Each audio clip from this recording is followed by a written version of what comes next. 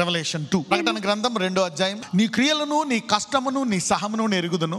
నీవు దుష్టులను సహింపలేవనియు అపోస్తులు కాకయే తాము అపోస్తులమని చెప్పుకొనుచు వారిని పరీక్షించి వారు అబద్ధికులని తెలుసుకున్నావంట. Anybody you test, the devil cannot stand time.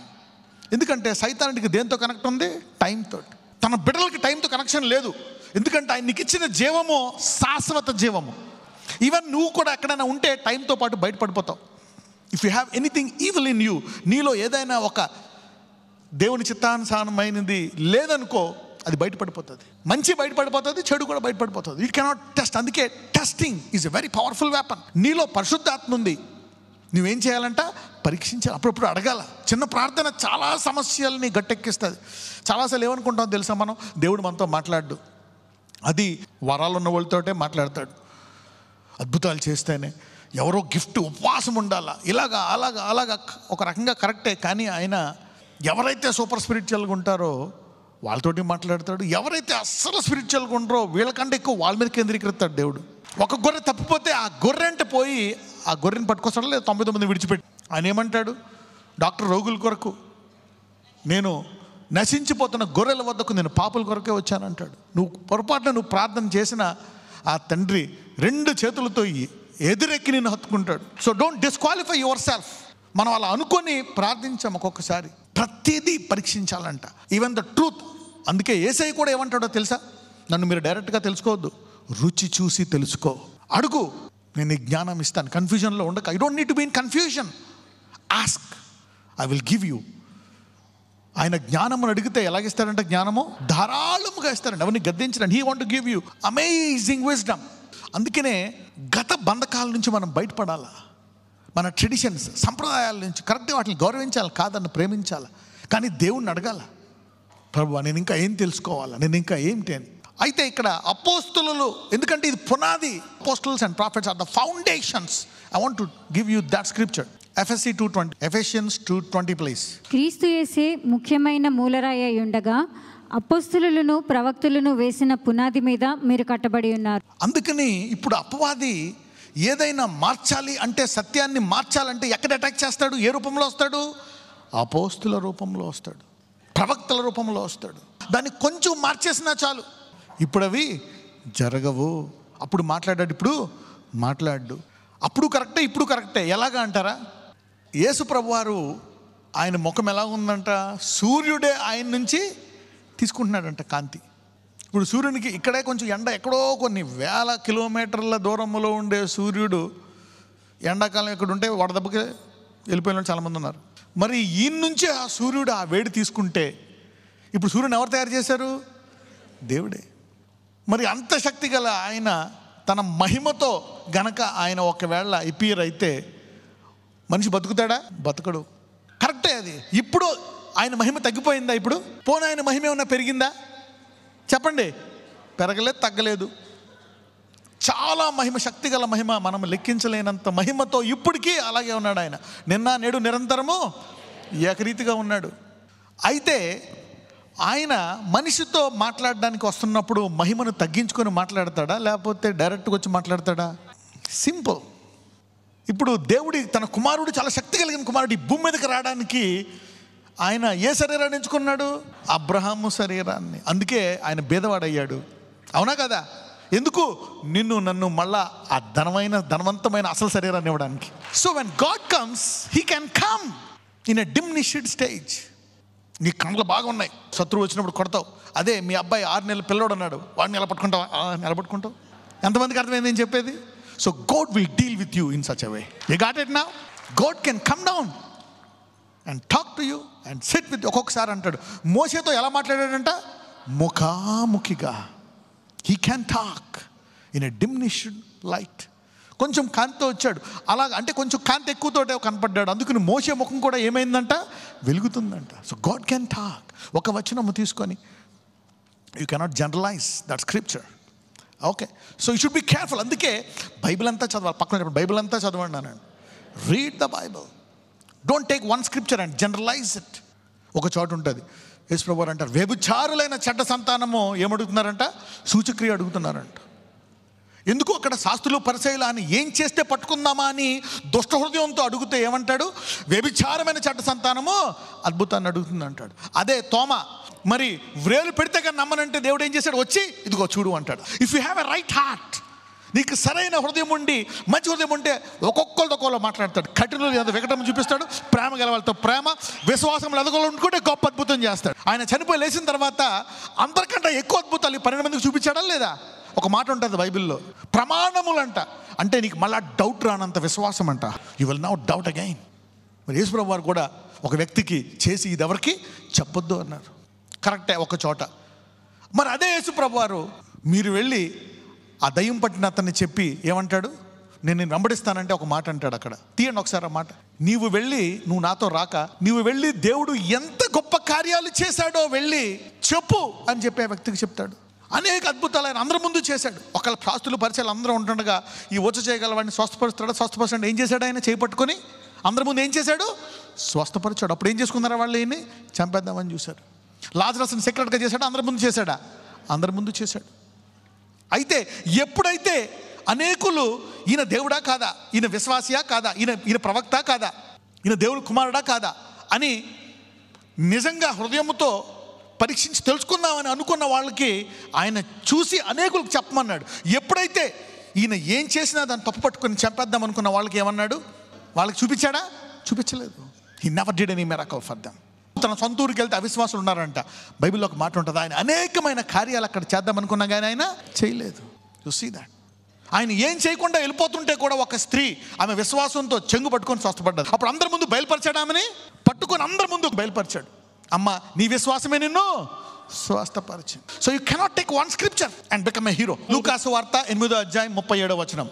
గెరసెనీయుల ప్రాంతములలో నుండి జనులందరూ బహుభయాక్రాంతులైరి కనుక తమను విడిచిపోమ్మని ఆయనను వేడుకొనిరి. ఆయన దోణి ఎక్కి తిరిగి వెళ్ళుచుండగా దయ్యములు వదిలిపోయిన మనుషుడు ఆయనతో కూడా తన్ను ఉండనిమ్మని ఆయనను వేడుకొనెను. అయితే ఆయన, నీవు నీ ఇంటికి తిరిగి వెళ్ళి దేవుడు నీకెట్టి గొప్ప కార్యములు చేసెనో తెలియచేయమని వానితో చెప్పి వానిని పంపివేశెను. వాడు వెళ్ళి యేసు తనకి ఎట్టి గొప్ప కార్యములు చేసెనో ఆ పట్టణమందంతటను ప్రకటించెను. సో పట్టణమంతా చెప్పాలనేటువంటిది దేవుని చిత్తమా కాదా? మరి అక్కడ అలా చెప్పాడు ఏం తీసుకోవాలా? ఇతను ఇది చెప్పాడు, చెప్పకూడదు అంటున్నాడు. ఇతనేమో ఇది చేయి అంటున్నాడు. ఎక్కడ ఏం తీసుకోవాలా? పట్టణమంతా కాదు, యేసు ప్రభువారిలాగే క్రీస్తు మనసు నీకు ఉండాలా. అంగీకరించి నిన్ను గౌరవించి, అంటే దేవుడు ఈ అద్భుతాన్ని షోక్ కాదు, నేను ఇంకా జీవించి ఉన్నాను, ఇది చేస్తున్నాను, నిన్ను స్వస్థపరుస్తాను. ఒకసారి గుడ్డివాడిని అక్కడే స్వస్థపరుస్తాడు. ఒక గుడ్డివాడిని ఊరి చివరికి తీసుకెళ్తాడు. అవునా? తీసుకెళ్ళి అక్కడ అతన్ని 2 సార్లు ప్రార్థన చేస్తాడు. ఆ తర్వాత ఏమంటాడు? నువ్వెవరికి చెప్పొద్దు. అంటే ఏంటి? నేను నిన్ను స్వస్థపరుస్తాను, కానీ ఇప్పుడు నేను ఈ స్వస్థతను నా గురించి తెలియడానికి, అనేకుల విశ్వాసాన్ని పెంచడానికి కాదు. ఎందుకంటే అందరూ కూడా అనేకులు ఇప్పుడు నన్ను హింసించడానికి చూస్తున్నారు. తన సొంత అన్నదమ్ములే నమ్మరంట. అప్పటికే ఆయన్ని చంపేద్దామని చూసినప్పుడు వాళ్ళు అంటారు, నువ్వు అద్భుతాలు చేస్తున్నావు కదా, ఇక్కడ ఎందుకు ఉంటావు నువ్వు? వెళ్ళు, అక్కడ సంత ఉంది కదా, అక్కడే చెయ్యి అంటాడు. అప్పుడు ఆయన ఒక మాట అంటాడు, తన సహోదరులైనను ఆయన యందు విశ్వాసం ఉంచలేదు. ఎంతమందికి అర్థమైంది? అంటే ఈయన దేవుడు, హి డస్ రైట్. తర్వాత ఎప్పుడు వెళ్ళాడు? అంత బిజీగా ఉన్నప్పుడు వెళ్ళి అప్పుడు ఆయన చేశాడు అద్భుతాలు. బీ వాయిస్, ఎప్పుడు ఏం చేయాలా. కానీ ఆ అద్భుతాల విషయమై, ఆ మాటల విషయమై ఏం పట్టుకుందామా, ఏం తప్పు చేస్తే పట్టుకుందామా అనే దుర్మార్గపు బుద్ధితో ఉండేటువంటి ఆ చెడ్డ సంతానానికి అద్భుతాలు చూపించలేదు. కానీ ఆయన వాళ్ళ ముందు చేయలేదు. కానీ ముందు చేశాడా లేదా? వాళ్ళ ముందు చేశాడు. ఎవరైతే సరళమైన హృదయంతో అడుగుతారో వాళ్ళకి అడుగు వాటి కంటే, ఊహించు వాటి కంటే అత్యధికంగా ఇస్తాడంట. He will do more miracles to you. No confusion. Our God is not a God of confusion, is not author of confusion. మన దేవుడు అయోమయములో ఉంచే దేవుడు కాదు. You see that. Can God appear to you now? దేవుడు మాట్లాడగలరా ఇప్పుడు మీతోటి? He can come down, he can eat with you, he can sit down with you in a very powerful way. Right, let's go. Revolution ప్రకటనకి వెళ్ళిపోదాం. వారిని పరీక్షించి వారు అబద్ధికులని తెలుసుకోవాలంట. ఒక్కొక్కసారి ఒక ప్రవచనం తప్పు చెప్పినంత మాత్రాన వాళ్ళు అబద్ధికులు కాదు. అలాగని you cannot say it is wrong. నీతిమంతుడు 7 మార్లు పడిపోయినా లెగుస్తాడు. పౌలు అంటాడు, నేను పిల్లవానే ఉన్నప్పుడు పిల్లవాని వెళ్ళి ప్రవచించి తిని, ఇప్పుడు నేను పెద్దవాడిని అయ్యాను. You cannot say all is wrong. Some times maybe God want to correct that prophecy, correct that word. ఒక్కొక్కసారి మరి తప్పు అర్థం బోధించవచ్చు ఆ వాక్యంలో. అంత మాత్రాన తను తప్పు బోధకుడు కాదు. ఒక అద్భుతము మరి జరగలేదేమో అంత మాత్రాన తన అద్భుతాలు లేవని కాదు. మనం అందరము కూడా మహిమ నుంచి అధిక మహిమకి వెళ్తాం. So you cannot judge. ఒక వాక్యం తప్పు చెప్పిన మాత్రాన, ఒక ప్రొఫెసీ మరి రాంగ్ చెప్పిన మాత్రం you cannot judge it. Come on చదువమ్మా, కంటిన్యూ చేయి. నీవు సహనము కలిగి నా నామము నిమిత్తము భారము భరించి అలయలేదనియు నేను ఎరుగుదు. ఇన్ని బాధలున్నా, ఇన్ని కష్టాలున్నా, ఇన్ని రోగాలున్నా, ఇన్ని అప్పులున్నా ఇంకా నన్ను పట్టుకున్నావే, దేవుడు అంటున్నాడు నేను నీకు గొప్ప బహుమానం ఇస్తానంటున్నాడు. ఎందుకో తెలుసా? చాలామంది వెనక్కి వెళ్ళిపోయారు. ఈ దేవుడు అది చేయలేదు, ఇది చేయలేదు, ఇది చేయలేదని. ఇన్ని జరుగుతున్నా, ఇన్ని అద్భుతాలు చేశాడు దేవుడు. మరి స్వస్థపడిన వారు అనేకులు ఉన్నారు. దేవుడు నీ సహనాన్ని చూస్తున్నాడు, నీ విశ్వాసాన్ని చూస్తున్నాడు. ఇందులో కూడా నువ్వు నన్ను పట్టుకుంటావా? ఇది కొద్ది కాలమే, నీ ఆరోగ్యము కొద్ది కాలమే, ఆరోగ్యము కొద్ది కాలమే. తర్వాత నువ్వు ఆ విశ్వాసాన్ని గట్టిగా పట్టుకుంటే ఆ గొప్ప మహిమ శరీరంలో పాలు పొందుకుంటావని. Can you believe that? ఆ రాకడప్పుడు మనము ఆయన్ని చూసిన తర్వాత ఒక్కసారి మనం చూసుకుంటే మనం ఎలా ఉంటామో తెలుసా? ఆయన్ని పోలి ఉంటామండి. 1 John 3, 1 యోహాను 3కి వచ్చాయి 2. ప్రియులారా, ఇప్పుడు మనము దేవుని పిల్లలమై ఉన్నాము, మనమిక ఏమవుదుమో అది ఇంకా ప్రత్యక్షపరచబడలేదు. అందరూ చెప్పండి, నీకు ఇప్పుడు ఎన్ని నొప్పులున్నా, ఎన్ని బాధలున్నా, చెప్పుకోలేని కష్టాలున్నా, మనము ఏమవుదుమో అది ఇంకా ప్రత్యక్షం అవ్వలేదు. మనకు భయం వేస్తుంది, చచ్చిపోతావేమో, నా పిల్లలు ఏమైపోతారు, మా ఆయన ఏమైపోతాడు, తీరుస్తాయా, జరుగుతుందా, జరగదా, అనేక భయాల్లో ఉన్నాం. కానీ ఈ భయాలతో, ఈ వేదనలతో, ఈ కష్టాలతో ఇంకా ఈ దేవుని వాక్యాన్ని పట్టుకున్నావే, ఈ దేవుని వాక్యం వింటున్నావే, విశ్వాసాన్ని పట్టుకున్నావే, వాళ్ళతో అంటున్నాడు నీమేమవుదువో ఇంకా ప్రత్యక్షపరచబడలేదు. కానీ ఆయన ప్రత్యక్షమైనప్పుడు ఆయన ఉన్నట్లుగానే ఆయనను చూతుము గనుక ఆయనను పోలి ఉందుమని ఎరుగుదుము. ప్రార్థన చేయి, స్వస్థపడతారు. ఓకే, స్వస్థపడితే మంచిదే, సాక్ష్యం. శ్వాసంతో నువ్వు అనారోగ్యంలో పట్టుకున్నా, రేపు పొద్దున్న నీ శరీరము లేచినప్పుడు నువ్వు ఆయన్ని చూసి, నిన్ను చూస్తే ఎలా ఉంటావంట? నువ్వు ఆయన్ని చూసుకుంటే నేను ఆయన్ని పోలి ఉన్నావంట. అంటే ఈ లెక్కన ఐరన్ మ్యాన్, సూపర్ మ్యాన్ వీళ్ళెవ్వరూ పనిచేయరు నీకు వచ్చే శరీరం. బలవంతులు కానీ ఎవ్వరూ పనిచేయరు. అది యుగయుగములు ఉండేటువంటి గొప్ప శరీరం అంట. Do have an idea? This is a serious business. ఎందుకంటే అందుకోసమే ఆయన శరీరాన్ని అలా నలగొట్టుకున్నాడు, అందుకోసమే రక్తము ఖర్చాడు. అంటే ఈ భూలోకం అనేది విశ్వాసకి it's a high preparation time. అందరూ చెప్పండి, ఈ జీవిత కాలము ఆ మహిమ శరీరం పొందుకోవడానికి సిద్ధపాటు కాలము. ఎలా శరీరం ఉండు, నల్లగుండు, తెల్లగుండు, సాగిపోనే, నల్లగైపోనే, ప్యాచ్లు వచ్చాయి, ఏమొచ్చాయి, వెళ్ళిపోవాల్సిందా మట్టిలోకి. తర్వాత మహిమ శరీరం వస్తుందంట. యేసుని నమ్ముకోవడం ఆషామషి కాదు, అవునా కదా? ఇది నిజమని తెలియడానికి ఆయన అనేక అద్భుతాలు చేస్తాడు. ఏం చేస్తాడు? అనేక అద్భుతాలు. రోగులను స్వస్థపరచు, మృతులందుకు ప్రవచనాలు చెప్పేది. Past it does so many things. అలాగే అపవాది కూడా చేయడా? వాడు చేస్తాడు. వాడు అపోస్తులు, వాడు ప్రవక్తలాగే వస్తాడు. ఈ సత్యాన్ని ఆపేయాలని. చూడండి, మహిమ శరీర మార్పిడి. ఏం మార్పిడి? వాడే హోప్. చదువమ్మా, కంటిన్యూ చేయి. ప్రకటనకు వచ్చాయి 2:4. అయినను మొదట నీకుండిన ప్రేమను నీవు వదిలితివని నేను నీ మీద తప్పు ఒకటి మోపవలసి ఉన్నది. ఓకే, నీ అన్ని తెలుసు, కానీ ఒక మాట అంటున్నాడు ఆయన. ఏంటంట? మొదటి ప్రేమను వదిలేసావంట. సరే చదవమ్మా. నీవు ఏ స్థితిలో నుండి పడితివో అది జ్ఞాపకం చేసుకొని మారు మనసు పొంది ఆ మొదటి క్రియలను చేయము. అట్లు చేసి నీవు మారు మనసు పొందితేనే సరి. లేని యెడల నేను నీ యొద్దకు వచ్చి నీ దీపస్తంభమును దాని చోట నుండి తీసివేతును. రైట్, ఒక వార్నింగ్ ఇస్తున్నాడు. ముందు పొగిడాడు, నీ బాధలన్నీ తెలుసు అంటున్నాడు. ఇప్పుడు ఏం చేస్తున్నాడు? నీకు ఒకటి పోయింది అన్నాడు. ఏంటంట? మొదటి ప్రేమ. నువ్వు కొత్తలో మారు మనసు పొందినప్పుడు బస్ టికెట్ డబ్బులు లేకపోయినా, కారు లేకపోయినా నడిచి వచ్చేస్తావు. ఆ వాక్యం ఎప్పుడు వస్తుందా అని డేటా దాచుకుంటావు, అవునా కదా? పొద్దున్న ఎప్పుడు అవుతుందా అని బైబిల్ చదువుతావు. మళ్ళా ఇంకొక అద్భుతం చేయాలని ఆశతో నీవు దేవుడిని ఎదుగుతావు, ఆయన్ని ప్రేమిస్తావు, అనేకులకు చెప్తావు, ఈ దేవుడిని నమ్ముకో, ఈ దేవుడిని తెలుసుకున్నాక నా జీవితం ఎలా అయిపోయింది ఆశ. ఎంతమందికి తెలుసు?